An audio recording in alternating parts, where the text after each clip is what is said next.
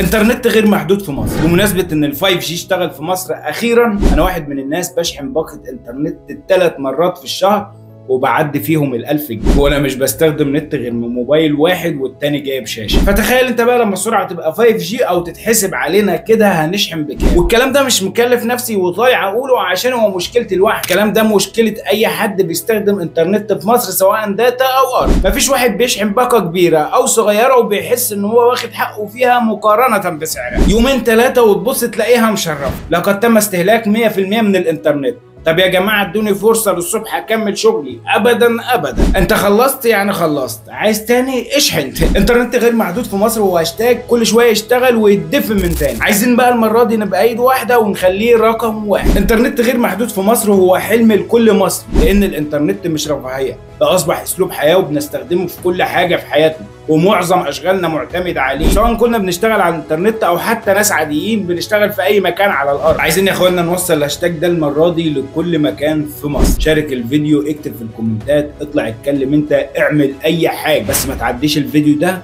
من غير لايك وتصلي على النبي.